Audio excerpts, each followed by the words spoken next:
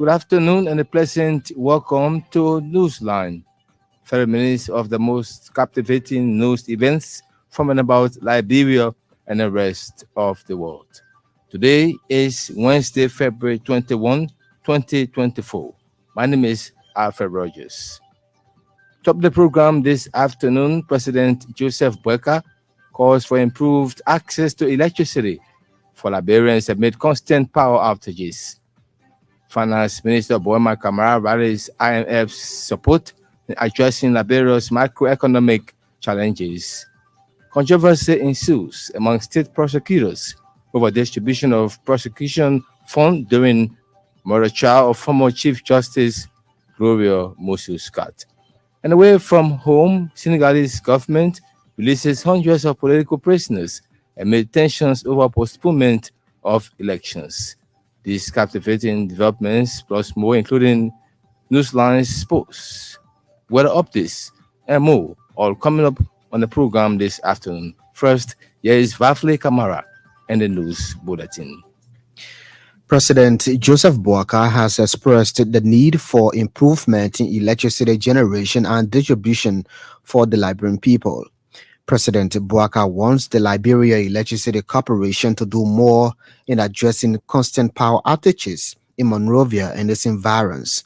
The Liberian leader made a call during a meeting with LEC Chief Executive, Morning Captain, and other top officials at the Executive Mansion Tuesday.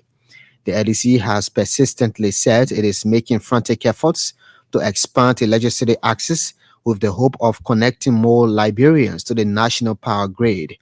The public has been complaining about limited electricity supply from LEC, which is made worse by a wave of excruciating heat being experienced in Monrovia and other parts of the country. At the same time, President Joseph Boakai has nominated additional officials in government affecting the Ministry of Commerce and Industry. Those nominated are Wilmot Reeves, Deputy Minister for Commerce and Trade, Scholastica Nimle, Deputy Minister for Administration, Benedict Dolo, Deputy Minister for Small Business Administration, and Anju Pega, Deputy Minister for Industry.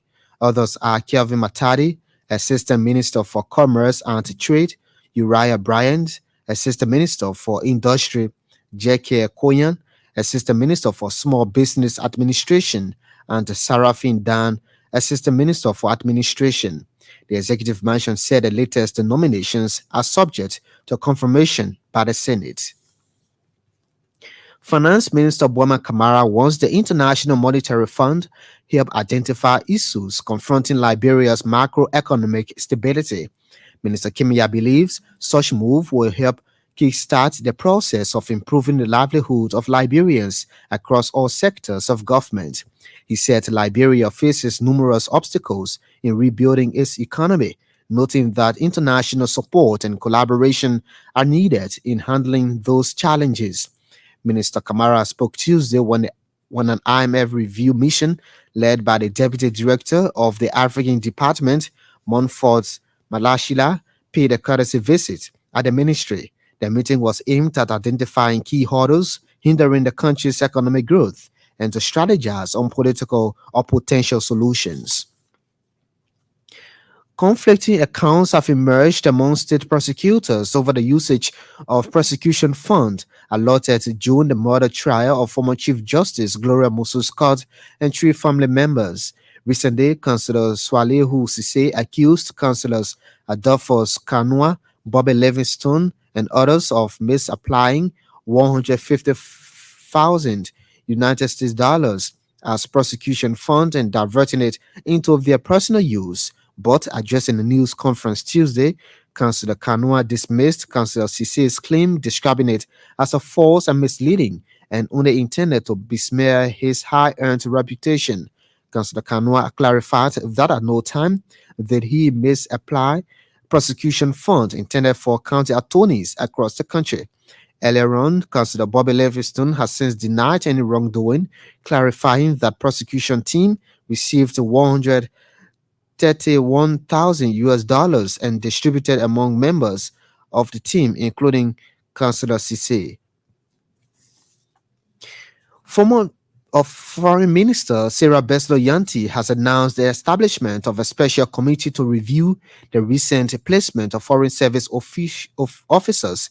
The committee, chaired by veteran Liberian diplomat Josh Wallace and co-chaired by Ambassador Jaja Kamara, will comprise seasoned diplomats and representatives from relevant agencies of government. Members of the committee include Dr. Brahima Kaba and Ibrahim Yen, as well as Civil Service Agency, Internal Audit Agency, and relevant departments at the Foreign Ministry. A Foreign Ministry release says the primary objective of the committee is to conduct a comprehensive review of the placement of these officers and provide recommendations. The release noted that the recommendations will ensure compliance with all relevant rules and regulations of the Foreign Service Manual. A 37-year-old businessman, is craving for justice after allegedly beaten by some officers of the Liberia Drug Enforcement Agency in Maryland County. Anthony Setu alleged that he was harassed by the LDA officers with his goods confiscated and auctioned while on a business expedition in Fishtown, Riverview County. Our correspondent quotes the victim as saying he sustained physical and internal injuries on several parts of his body.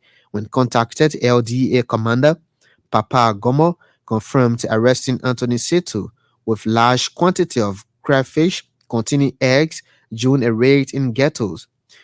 Commander Geno said he was since turned over to the National Fisheries and Aquaculture Authority Maryland County Coordinator Umaru Famule.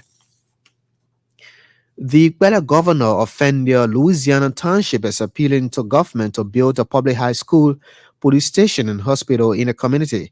Governor Blama Allison said that despite being one of the most populated communities in District 1, Montserrat County, Fendia and surrounding communities continue to struggle in accessing health care and security.